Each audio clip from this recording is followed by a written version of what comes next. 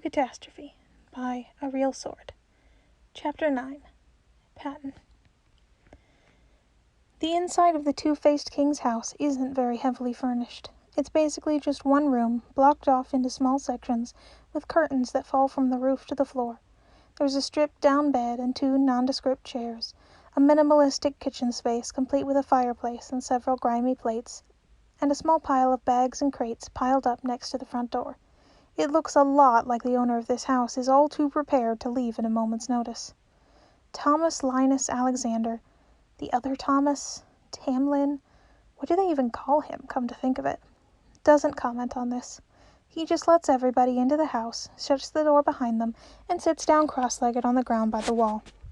Bee lets go of Thomas's hand almost instantly at this, and goes over to sit next to Thomas. Apparently, he has a preference. Thomas has another one of those increasingly common moments where he just exchanges completely bewildered glances with everyone else. Slowly, they all join this not quite a stranger on the dusty wooden floor of the half-empty cabin, forming a rough circle, with Thomas opposite his unlikely counterpart. It feels almost like they're about to start doing show and tell, or maybe some drama warm-up games, except it's so ridiculously tense that they couldn't possibly be gearing up to do either of these things. Maybe it's more like story time? The Two-Faced King doesn't join them. Instead, he places his basket on top of the stack of crates and reaches in to pull out a small metal box. "I suppose this is where I ought to offer all of you tea," he says dryly. He shakes it faintly, and it does that rustle-swish thing that loose tea leaves tend to do. "Any takers?" "We'll pass," replies Logan quickly, before Patton can say anything. "Suit yourselves." He shrugs, with one face glancing toward Thomas, who nods and smiles, confirming, and the other face looking out the window with pursed lips. The Two-Faced King lights the fire with a flick of his wrist. Patton is very nearly completely distracted by this casual magical display, but then Thomas says, "Well, where to begin?" and his attention is successfully drawn back to the important thing going on. "I was thinking we should probably start with the whole 'how do you know Thomas' bit, honestly," says Virgil, who's right at Thomas's side, pressed up right next to him as if being close to him as physically possible will prevent anything else terrible from happening. Patton's next to Virgil, and Logan's next to Patton, closest to Bee. There's Janus and Roman and Remus on Thomas's other side in that order. "Also, how does Thomas know you? And why are you making me feel so—" His lips curve downward furiously. "Not anxious. What's up with that?" Thomas hums lightly. "Well, I'm no expert, but I suspect that any differences in your emotional state would be due to the fact that I currently have your friend's heart." Silence. "Okay," says Roman. "Wonderful, splendid, absolutely neato fantastic. Would you care to explain how and why that is exactly?" I think I can answer that one," Thomas offers. His focus hasn't shifted from Thomas's face for 1 second since he's appeared. It's impossible to figure out what the expression on his face means. "Sort of. You know that night I went crazy in the kitchen?" "Hard to forget," Remus says. "I've never been prouder of you, honestly." "Yeah, well," and now Thomas looks down, wrenching his gaze away. He avoids looking at any of them. "Before you guys popped up, Thomas did. He showed up at the front door at about midnight and asked if he could talk with me. And none of you were around to tell me it was a bad idea, plus the fact that there was this weird sort of familiarity with his face and everything, so I let him in." "Oh, boy," groans Logan, pinching the bridge of his nose between two fingers. "I ate the berries, I remember." Thomas is now properly addressing the sides. "Which means that I kind of got marked, I guess. That's how he found me. He told me how there's this, sacrifice thing in this world." He's still avoiding eye contact so fervently that it's practically an Olympic sport at this point, and he's aiming solidly for the gold medal with a decent chance of getting it. "Every 7 years, the fairies have to take a human life, or some really bad things will happen, and about how this time he had ended up being the one due to die, and he really didn't want that to happen." "Fair enough," agrees Roman. "Nobody likes a human sacrifice, and quite certainly no one likes being a human sacrifice. But what does that have to do with you, or any of us?" Thomas speaks up. As I'm sure you've worked out by now, there is a direct connection between the people from our world and the people from yours. Sometimes the connections are obvious. He gestures between B, who's half curled up at his side, and then at Virgil, who seems to abruptly realize that he's more or less mirroring this with Thomas, and scrambles back upwards into a more dignified position. And sometimes they're a bit looser. He indicates the two-faced king, quietly brewing tea, and then Janus, expression tight and back rigidly straight. I'm still rather disappointed my counterpart is only a fraction of a whole, murmurs the two-faced king, just loud enough for everyone to hear. One would think I would have earned more than that after all this time. Janus's expression, if possible, goes even tighter. But sometimes, continues Thomas, staring straight at Thomas, sometimes the connection is so perfect that you have to wonder if divine intervention was involved. He asked me if I'd be willing to swap hearts with him, says Thomas. And he accepted, Thomas adds with a pleasant little smile, hands clasped in front of him. You did what? Snarls Janus, seizing Thomas's arm. It was only meant to be temporary, Thomas exclaims, drawing back from Janus's furious expression. He said that as long as we could trick the Earl King into thinking he wasn't around anymore, I'd be able to go right back home afterwards. Yeah, well, that obviously turned out great for you, Virgil exclaims, voice warping and crackling dangerously. It's not as bad as it... Thomas starts, but doesn't get a chance to finish. No, shut up. I shouldn't even have to start explaining how much of a ridiculously stupid idea that was. Janus practically yells in Thomas's face, shaking him violently by the shoulders. You swapped places with a literal human sacrifice. Over Remus's delighted yelp of, hey, nice one, Patton can't help but think that if he'd been in Thomas's place at the time, he would have done the same thing. And then he realizes, with a shameful little start, that's exactly the problem. I'm sorry, I know, I'm sorry, Thomas says, apparently unable to decide between pulling away from Janus and slumping forward into his grip. I don't know, I wasn't... You weren't thinking? Yes, Logan snaps. That much is blatantly obvious. Roman is frowning. Look, obviously I don't condone Thomas dying, he says, because that's a ridiculously bad thing, and living is great, but also, is it really such a bad thing that he wanted to save an innocent life? Just because you have a chronic need to be the glorious hero, Janus snaps. Are we really so sure he's innocent?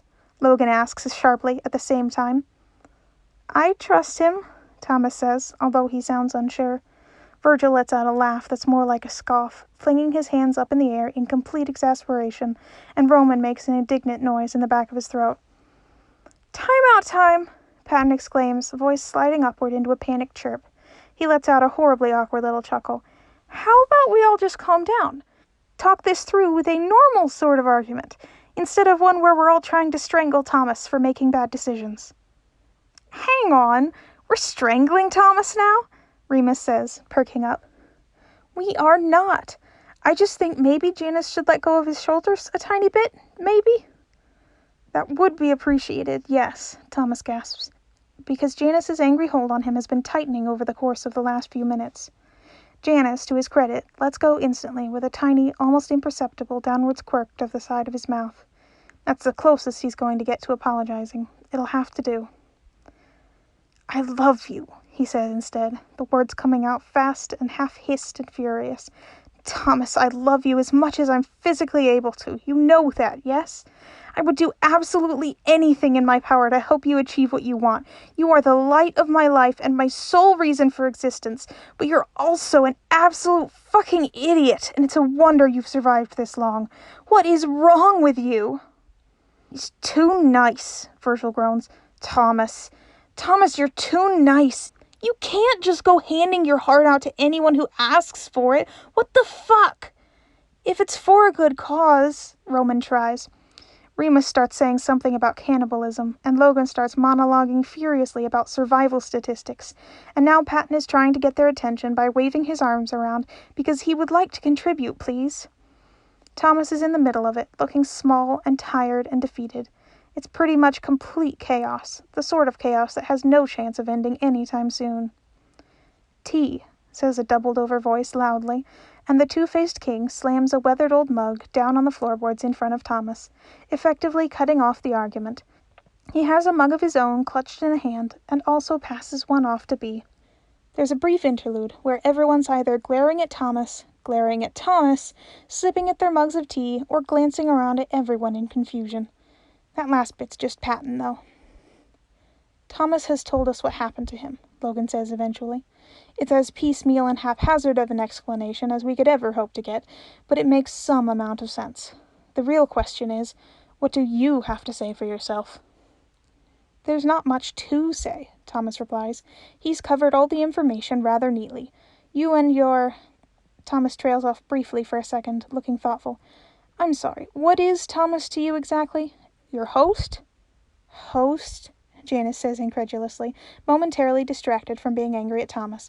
What is this, the world's most confusing dinner party? I've always thought center had a nice ring to it, Roman adds. It never really caught on, though. This is a strange way to get sidetracked, but Patton has an opinion too. Well, I just call him my son. Pat, we've been over this. I'm not your... Thomas begins, looking more than a bit exhausted, and probably not just because of the whole argument thing. Not like that, Patton interrupts. Son, like S-U-N, because, we all kind of revolve around you, like planets. If I were a planet, I'd be Pluto, he adds, even though it doesn't sound like anyone's paying much attention. I always thought having a planet named after a dog was super nice.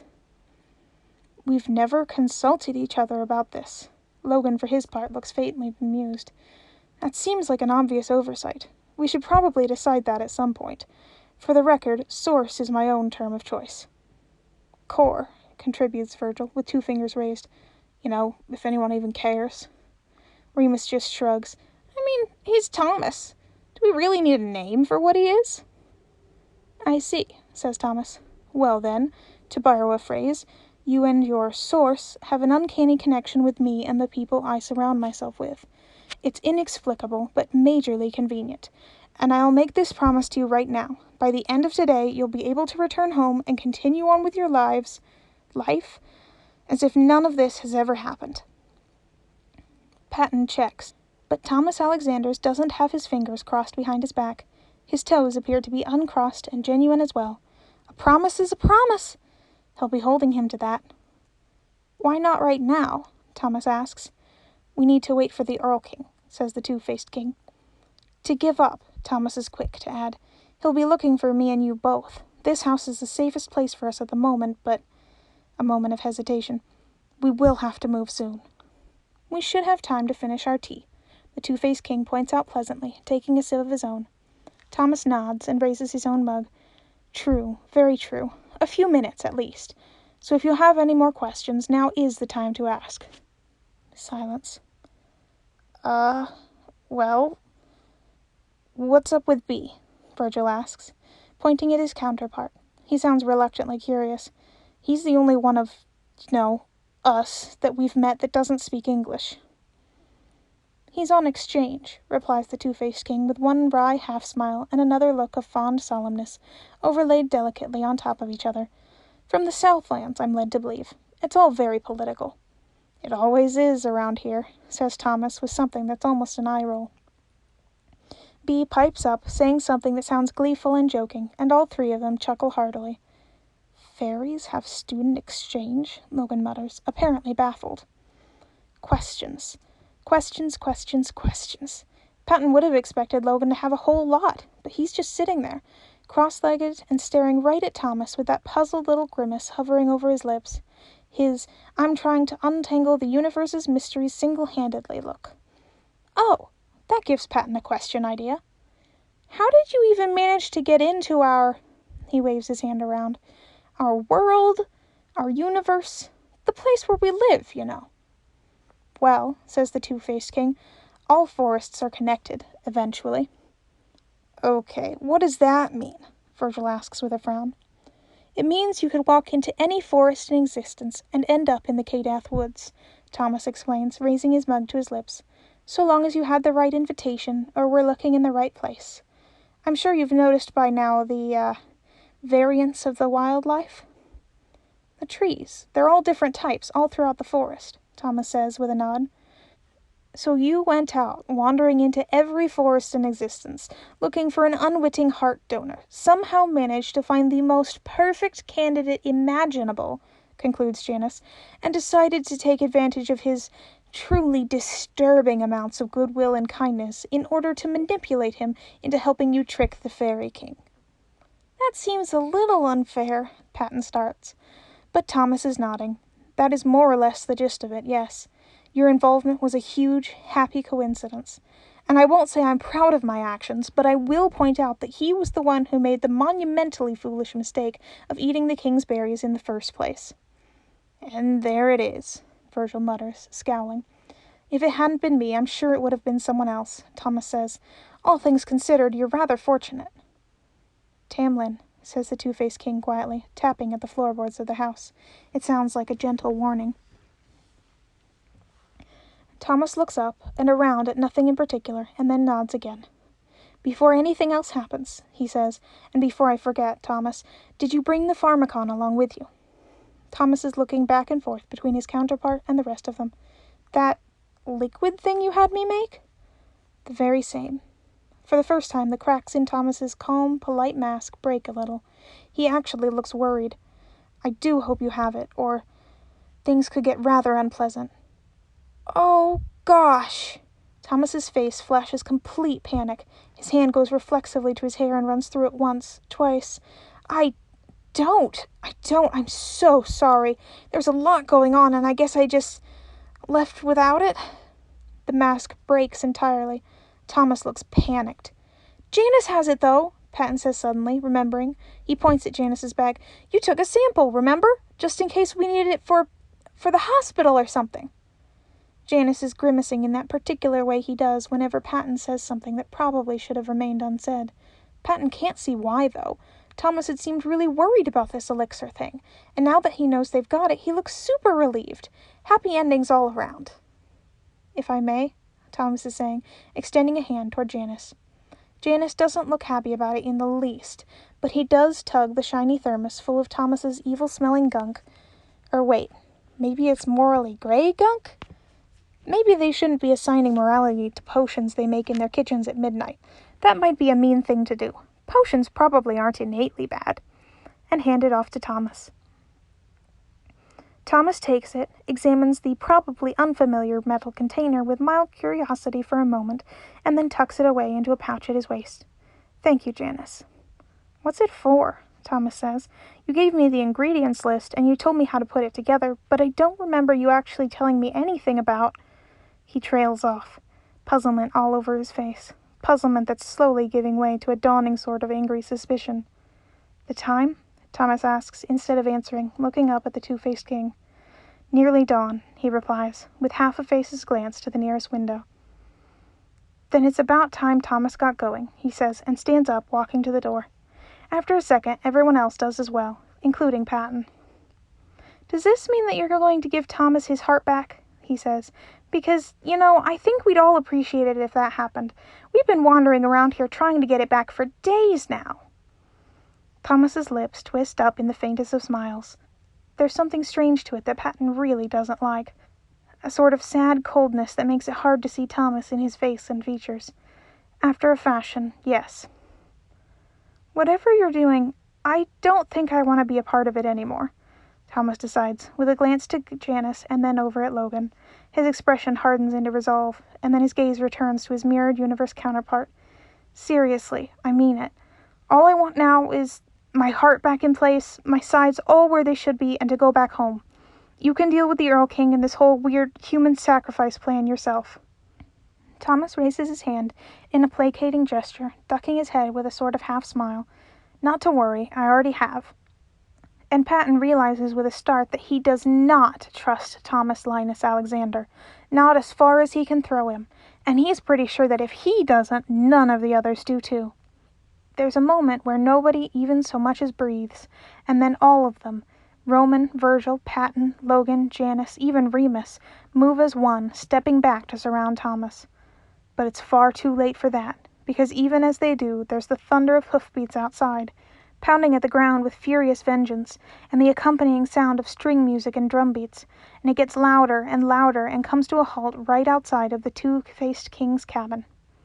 Bee clings to Thomas's arm and mutters something in distinct confusion. Both Thomas and the Two-Faced King seem entirely unsurprised by this turn of events. There is a terrible fear overtaking Patton now, a dreadful, unhappy fear that's creeping through every part of his body as he realizes that everything's about to go so horribly wrong in every way imaginable, and there's absolutely nothing he can do to stop it. "Thomas Foley Sanders, come out of the house," comes the Earl King's voice from outside, ringing sharp and harsh and loud in the sudden silence. Thomas trembles. They can all feel it, the full-body shudder of resistance that passes all the way through him, and they all know what it means. "Don't do this to us again," Virgil begs, seizing Thomas's arm as if it's going to do any good whatsoever. Tears are running down Thomas's cheeks, although his face seems frozen in an expression of shock and terror, and something that's almost grief. "I'm sorry," he forces out, thick and choked, and then he's gone. The door is open, and Thomas is being half dragged and half walking with a dreadful, jerky abruptness to every bend of his limbs, and Thomas is walking out behind him. The door slams shut behind them both, before any of them can do so much as move to stop anything from happening. Patton's head is full of static and warning bells, and in some distant part of himself he thinks that this must be what it feels like to be Virgil all of the time. And Remus screams. "No!"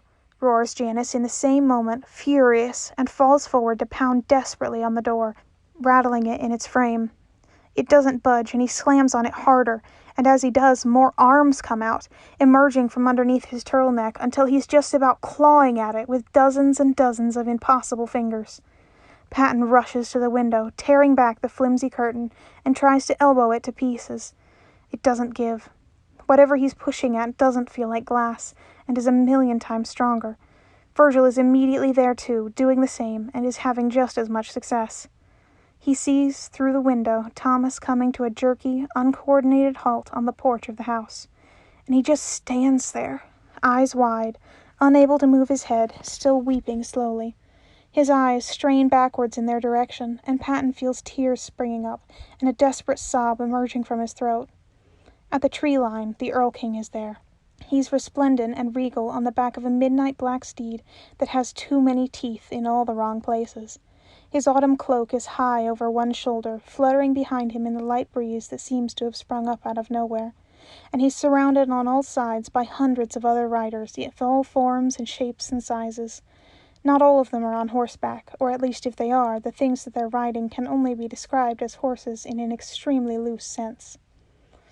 Patton sees Thomas stride past an unmoving Thomas and down the simple cobbled pathway, and go right up to the Earl King. A few words are exchanged between them, and then the Earl King leans down off of his horse and kisses Thomas, right on the lips. There is undeniable affection there, and not just casual fairies playing with humans sort of affection. It's, judging by the way that Thomas is kissing back, it's entirely reciprocated. What? What's going on? What is any of this? Hadn't he said that the Earl King was trying to kill him? Logan is crammed up right next to him with his face practically pressed to the window surface. He makes a choked noise, and then "Oh."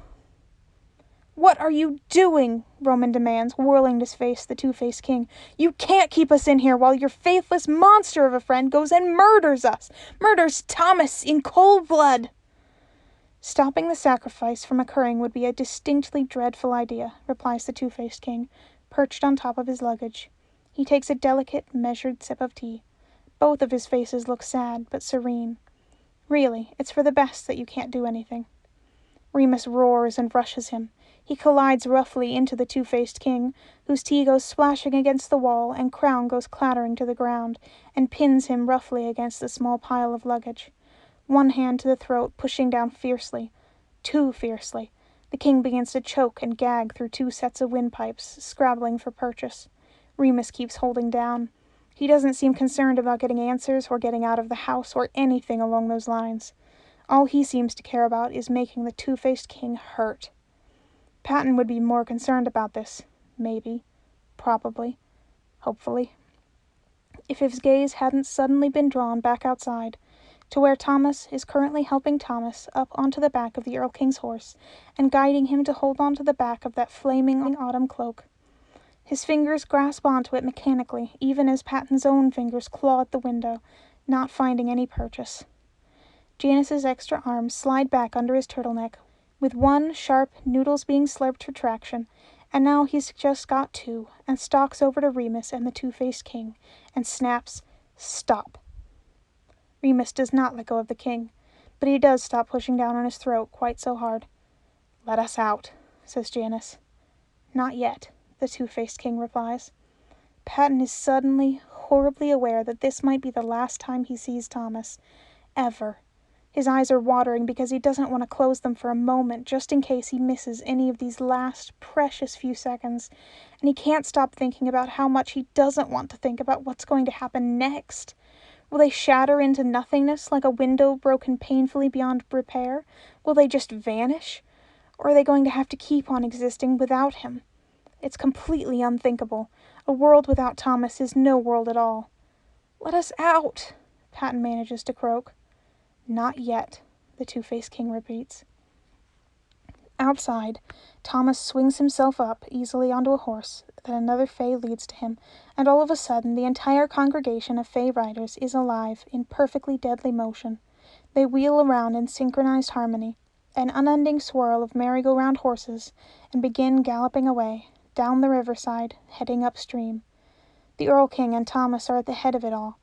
Soon Patton can't see him in all the mess of bodies and colors and movement. Virgil makes the most heart-breaking noise, and Logan slams his head into the wall once, twice, 3 times, and then he doesn't move a muscle. "Let us out!" Virgil screams, hammering hopelessly at the window.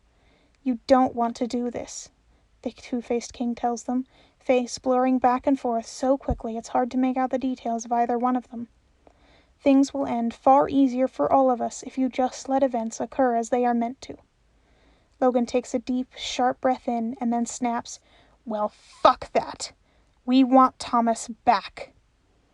The Two-Faced King looks immensely pained, and not just because he's currently being pinned by the throat. "Release me," he says. "You've asked me thrice, so I'll do what I can." Remus does. The king goes sprawling to the ground, coughing. "Are they still there?" he asks, his double voice rasping painfully as he rubs at his throat. "The rest of the court, have they left yet?" There are still riders outside, although their numbers are quickly diminishing as they ride away, but the leaders of the procession are nowhere to be seen. "No, there's still some, but they're leaving pretty quickly. Why, then we'll have to be very fast indeed," says the Two-Faced King, and staggers to his feet, flinging a hand out. The door slams open, and without pausing to think, Patton is racing out the door, everyone else only a few steps behind him.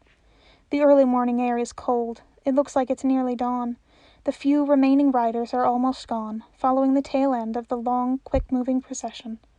The Two-Faced King snaps one hand sharply up into the air in a firm, decisive motion, and the ground ripples out from him in a burst of force.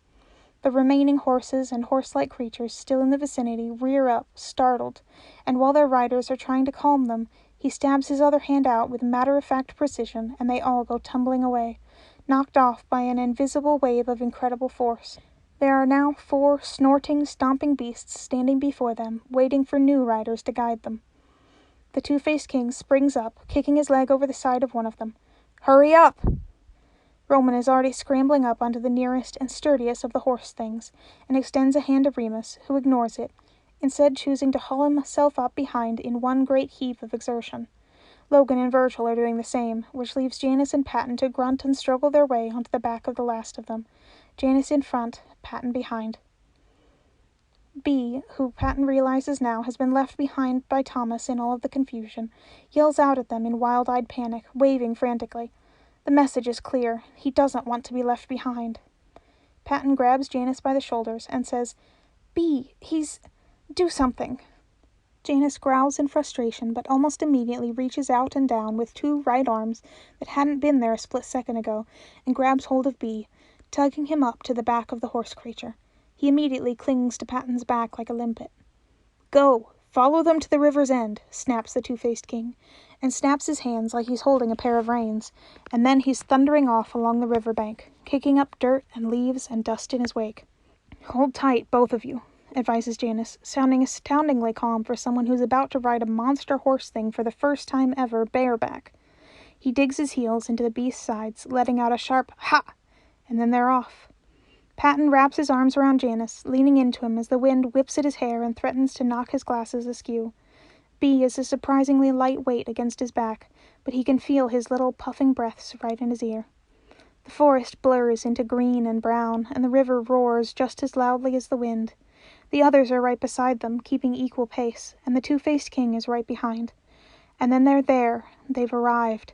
The river spills over the edge of a rocky, jagged line across the sky. Beyond that, it's just soft, yellow-gray sky and mist as far as the eye can see.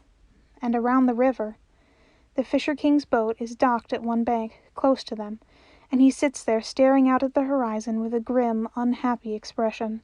The legions of the fairy court are gathered on both sides of the river in endless crowd, and there is the Earl King on horseback, with Thomas Linus Alexander standing next to him, straight-backed and proud, and there are the Octavians, one on either side of the bank, and most importantly, there is Thomas. He's silhouetted against the dim mist, standing in the middle of the river. He's waist-deep in the current, visibly trembling. Patton's heart breaks and breaks and breaks again. Their horse whines and whinny and comes to a halt just as they reach the edge of the crowd, and then it stops and refuses to go further no matter how many times Janice kicks and prods and curses at it. The other horses are the same. They're stuck at the very outskirts of the proceedings, and the crowd is just so thick and packed together that going on foot just isn't an option. "We've got to do something," Roman hisses. There's a sound like the largest bass drum in the world being struck with one firm, confident motion, and the river stops running. The water just freezes in place, not like ice freeze, but like it's a still, unmoving lake. And then the drum beat rings out again, and it continues, pounding out a steady, even rhythm.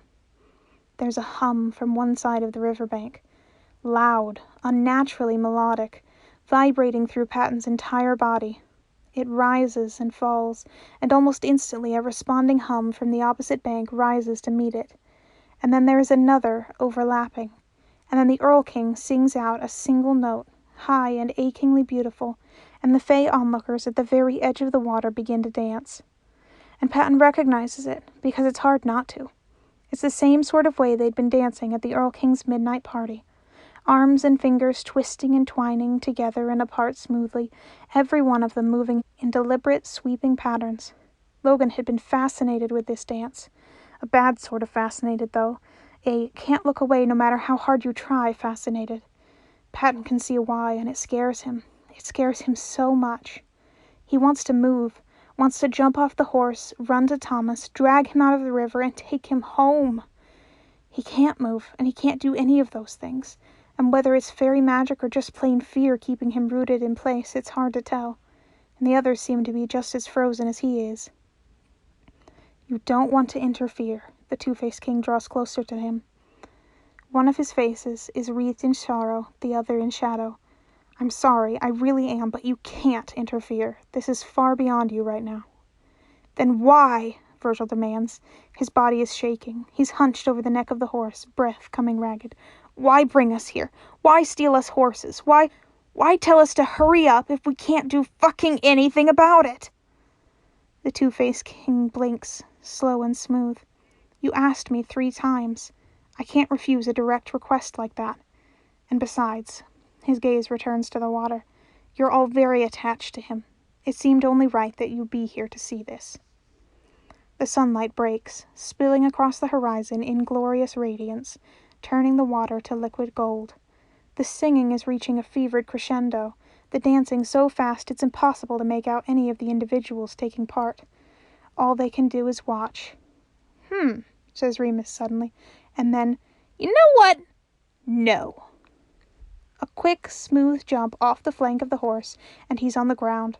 And Roman goes, "What are you—" But Remus ignores him. Ignores all of them.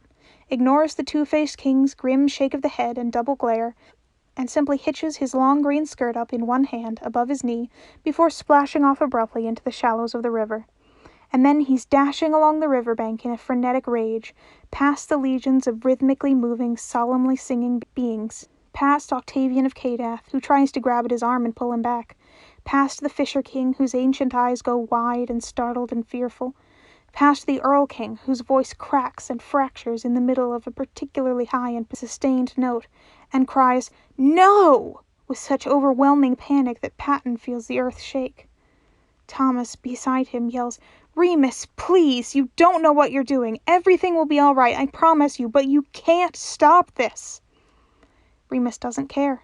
Remus has never cared about people telling him things like "stop" and "don't do that," and that has never been more obvious as he neatly and furiously flips Thomas Linus Alexander off and dives right into the river. Thomas's face is pale, and his hair is plastered down with sweat and river water, and his eyes are huge as he turns slowly and painfully to see what's going on. When he sees Remus barreling towards him as fast as he can in the slow-moving, waist-deep river water, relief breaks across his face. He even begins to smile. Remus reaches him, lets out a short bark of manic laughter, and grabs him around the waist, apparently intending to haul him bodily back to shore and out of there. "Let go of him!" the Earl King howls, and brings both his hands down with enough force to make the air crack like a whip struck it. The moment he does, the singing stops, the dancing stops, everything stops, and Thomas's body shatters in Remus's arms. Patton screams, and he feels Bee's arms tighten around him as he, in turn, clings to Janice like a lifeline. He'd been there one moment and gone the next, and Thomas is just gone. Is he dead? Are they dead? Have they stopped existing? What's going to happen to them? His eyes are blurring over with tears, so it takes him a moment to process what's happening in the middle of the river. Thomas is not in Remus's arms anymore. There is, however, a fluttering, flapping bird trapped in his embrace, raking its claws against his chest and straining to get away. Its feathers are sleek and dark, its cries loud and piercing in the sudden silence. Remus squeezes the bird tightly, practically crushing it against his rib cage. "Oh, you're going to have to try harder than that to get rid of me." He hears Roman's sudden intake of breath and odd whisper of, "No, really?" but doesn't understand what it means. The Earl King's hands come down again, and there's that almighty crack once more. The bird is gone, and now there's a snake, and Remus is frantically wrestling with it as it winds its way around his arms and chest and neck, hissing and rattling. He seizes it close to its head, pulling it away from sinking its fangs into his neck, but never once letting go. "Damn, Thomas!" he cries, as gleeful as only Remus can be with a poisonous animal only inches away from ending his existence. "You've been holding out on me with those fangs of yours. Show me some teeth, honey." Patton's hands leap up to his mouth, eyes wide. Another crack. The snake doesn't disappear, but now it starts to grow. It had been the size of a common garden snake, but now it's bigger than any of the horses standing to attention on the riverbanks. And now it's even bigger than that. Remus lets out a hoot of anticipation and wraps his entire body around it as it continues to lengthen and swell. It grows teeth, and its scales harden and start to shine with metallic malevolence, and its eyes are big enough now that everyone watching can see their color, flat, unseeing white all the way through. Remus is practically nothing compared to it, but still he continues to hold on. It twists and thrashes wildly in the water, furious and trying to throw him off. It's like one of those bull riding games, but so much bigger and with far sharper teeth. Its unwelcome passenger is not deterred by anything it can throw at him, no matter how violently it shakes or how quickly it flings itself from side to side. Abruptly, it seems to give up entirely on that avenue of attack. Instead, it dives headfirst into the water, disappearing into the opaque golden depths with Remus still in tow. The water is still and glassy for a long, long moment. Then the serpent erupts out of the current with such sudden intensity that it's practically airborne for a moment or two, and Remus is still clinging to its back, hand clasped tightly around its scaled midriff. He is soaked from head to toe, and he's laughing madly, a wild, breathless cackle, radiantly delighted. The serpent crashes back into the river, sending huge waves against its banks, and Remus is still laughing fit to burst. He presses his face to the scales of the roaring, writhing creature in his arms, and plants a firm kiss on its back. And just for a moment it seems as if it might stop fighting. The Earl King's hand comes down again. Crack!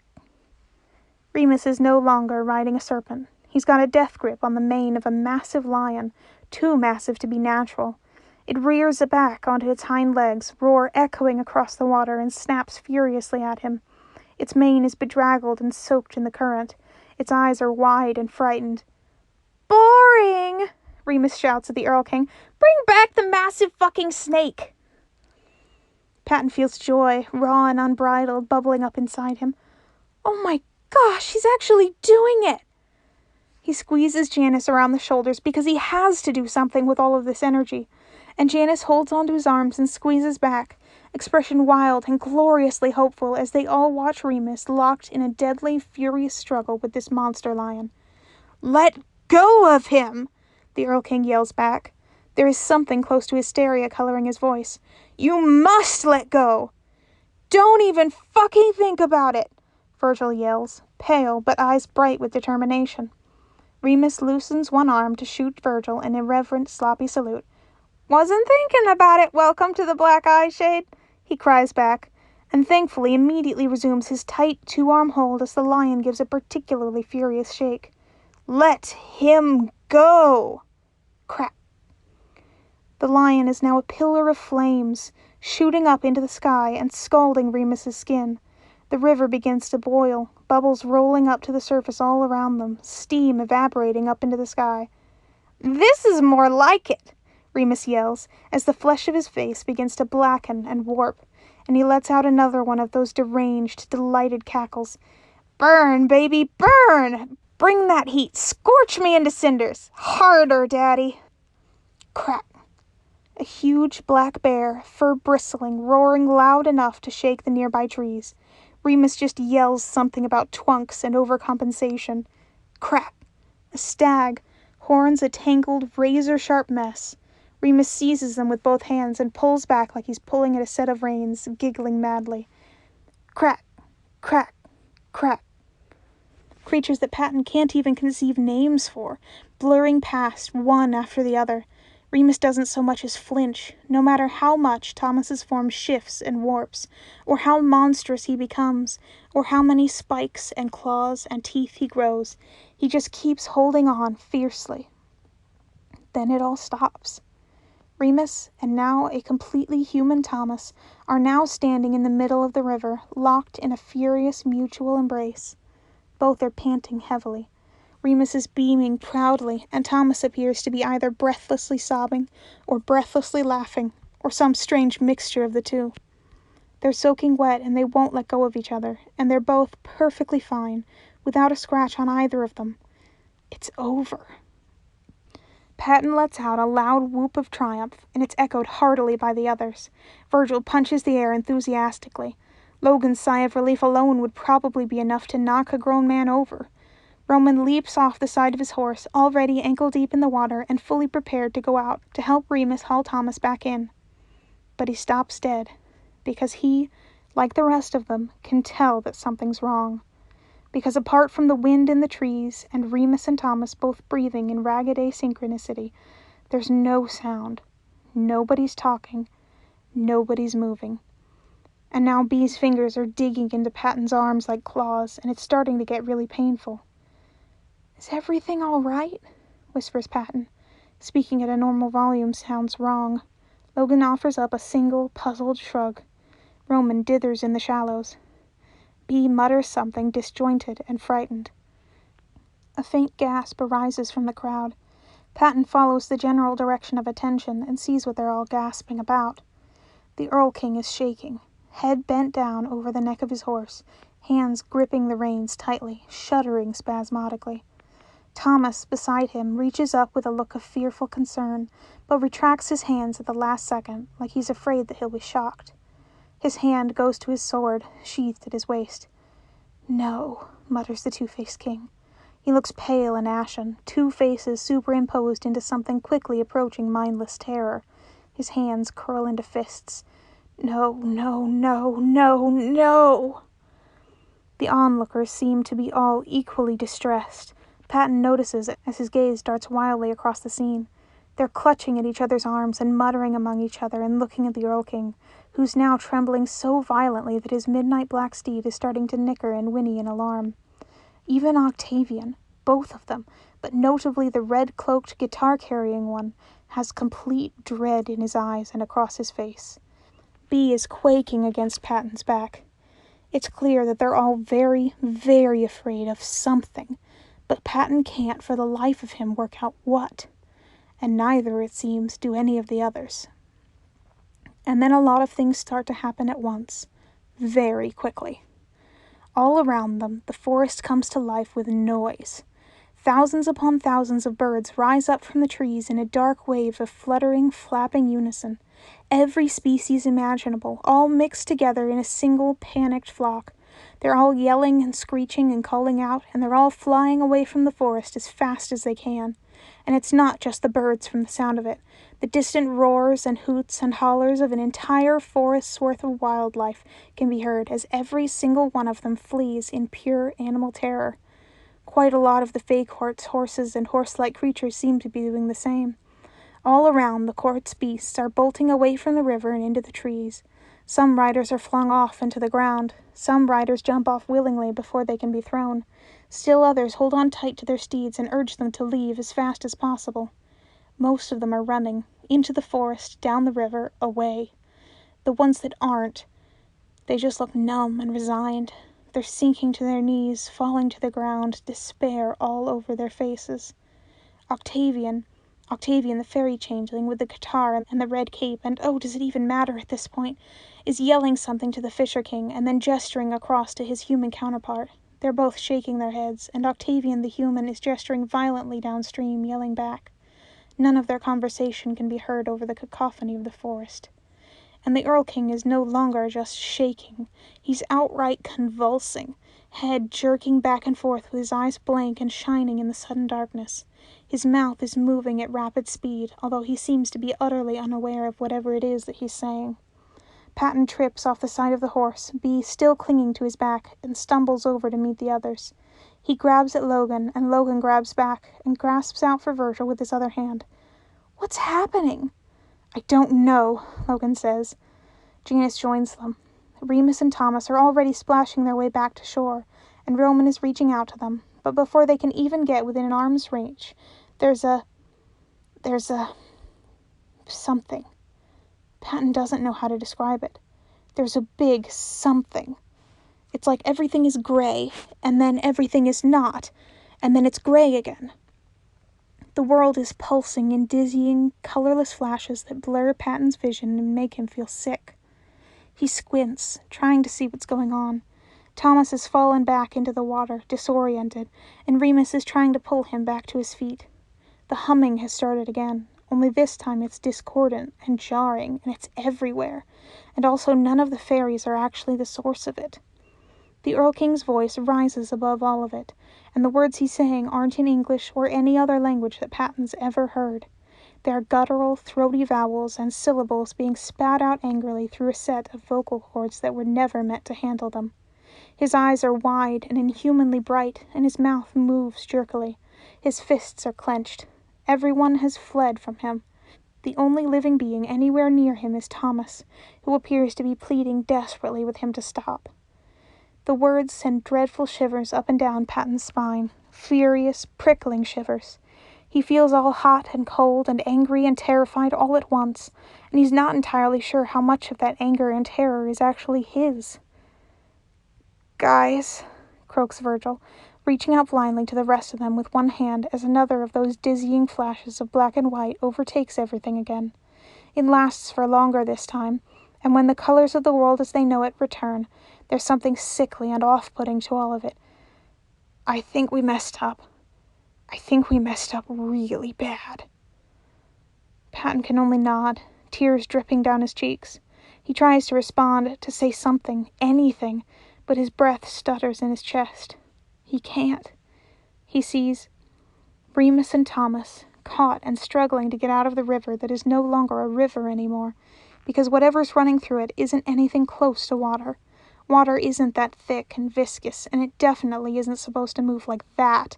More like it's alive, and it's trying to tug the two of them back into its depths with eyes and claws and teeth that disappear like muffled laughter if you focus on them for too long. This is wrong. Roman at the edge, reaching out but unable to move past what's left of the riverbank.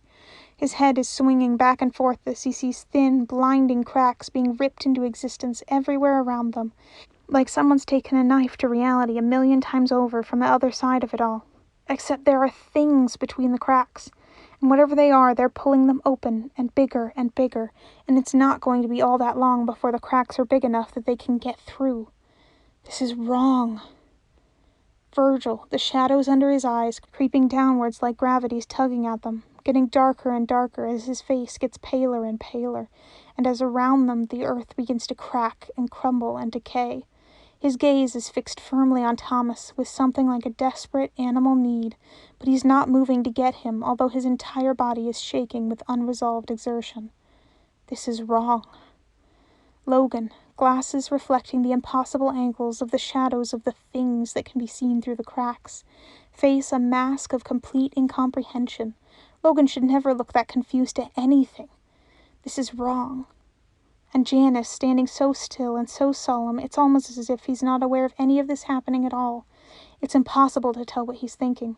A flash of monochrome illuminates his face, all their faces, makes it go all sheet white and shadow dark in equal measure, and Patton sees that he's not looking at Thomas, not looking up to the sky, not looking to the Earl King. He's looking down. This is wrong. Abruptly, Patton realizes that at some point, whatever the Earl King has been ranting and raving about has slowly, imperceptibly shifted into English. Now it can actually be understood. It's funny how that doesn't actually make him feel any better. From the endless wells of night and through the aching cracks retraced, her formless body rends and rips apart both time and space.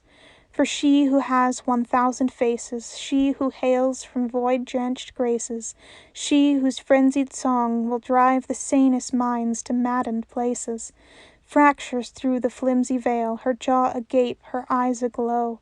She's creeping mist, she's blackened wind, a symphony of no tomorrow. Warps our vision, brings her havoc, hair and minds aligned with static. And this scene, her guise is seen at last, the world sparks achromatic. He's spitting it out with the same angry, possessed jerkiness as he'd been chanting those inhuman words before. It's at this point that his horse decides it's had far too much of this by far, and it bolts. The Fairy King falls to the ground, crumpled in a gray and white little heap. His eyes are radiant. Luminous liquid is leaking from them and from the bottom of his mouth, still open and chanting. He's shaking so hard and so fast it looks like he's going to vibrate right out of his body. Thomas is kneeling near him. He's sobbing. He's praying. Maybe Patton should start praying too. Hear our terror, fill our silence, shatter peace and sound the violence. Rhyme and reason quickly wane, and only minutes still remain. Devour our world, writhe ever higher, feast on what you most desire. The Earl King's voice raises in glorious, exultant crescendo. Nyarlathotep, crawling chaos, drink us down, let sense betray us. Patton can hear people screaming. It's taken him entirely too long to realize that he's one of them. The cracks burst, rupturing outwards in a million, fracturing, scattering, shattering fractals, and Patton realizes the awful truth. There aren't 1,000,000 things hiding behind the cracks. There's only one, and it's all around them, and beneath them, and above them, and it doesn't know anything about what they think or do or feel, because they're far, far too small for it to even care about in the slightest. With a sickening, earth-shattering, deafening split, too vast to be understood as anything but pure white noise, the ground beneath them breaks open, splits from horizon to horizon. There is a roar of rage and hunger, millennia in the making. All color drains from everything in one smooth, sickening slurp, retreating and receding like it was never there in the first place. Still screaming, Patton reaches out to Roman and squeezes his hand tight. He thinks Roman might be squeezing back, but it could just be a spasm.